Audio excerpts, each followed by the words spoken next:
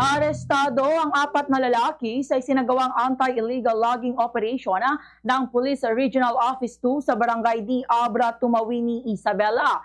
Sa panayam ng Bombo Radyo Kawain kay Police Major Melcher Agabao Jr., ang hepe ng Tumawini Police Station, sinabi niya na ang operasyon ay bahagi ng pinaigting na kampanya ng PNP Isabela laban sa illegal na pagpuputol ng punong kahoy at pagkakaingin sa lalawigan.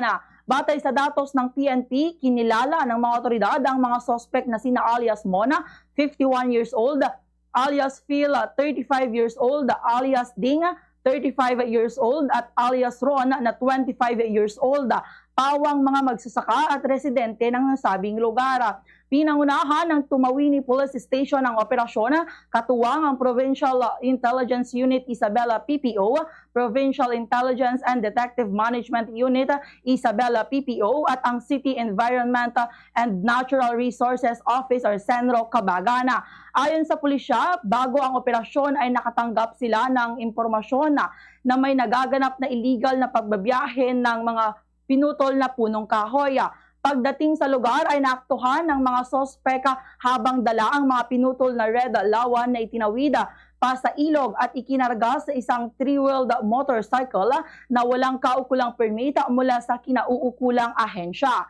Nakumpiska mula sa mga sospek ang 4 na piraso ng softwood na may iba't ibang laki na may kabuang volume na 258 board feet at tinatayang halagang 12,900 pesos.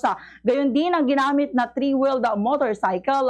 Ang mga ebidensya ay maayos na minarkahan at inimbentaryo sa lugar ng insidente sa pakikipagtulungan na rin ng CENRO Cabagana. Dinala ang mga suspect at ang mga nakumpiskang gamit sa Tumawini Police Station para sa dokumentasyon at wastong disposisyon.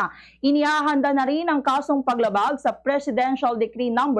705 of Revised Forestry Code of the Philippines laban sa kanila. Depensa ng mga nadakip, ang mga kahoy ay gagamitin sana sa pagtatayo ng bahay, kaya muling nagpaalala ang PNP na anumang kahoy na puputulin ay dapat may permita o pahintulot mula sa DENR at ang chainsaw na gagamitin ay dapat ding rehistrado sa naturang ahensya. Sa katunayan, hindi na ito ang unang pagkakataong nakaaresto sila ng illegal na transportasyon ng illegal na pinutol sa kahoy. Dahil sa mga nagdaang buwan o taon ay nadakip na rin sila ng mga illegal na nagputol ng kahoy, kabilang ang G. Melina na walang cutting at transport permit. Ganito ang bahagi ng pahayag ni Police Major Melcher Agabao Jr. Positive nga po na nandoon po yung kahoy at binabiyahe po ng itong 4 na individual na po na ito, sakay po ng trike or yung center car na sinasabi natin, which is yung kahoy po ay 4 po yan na may measurement po. Yung isa, yung unang kahoy po na 7 inches by 8 inches by 14 feet po.